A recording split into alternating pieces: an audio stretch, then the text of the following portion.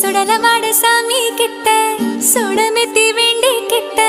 நீந்து கிட்ட காரணத்தை உனக்கு சொல்லவா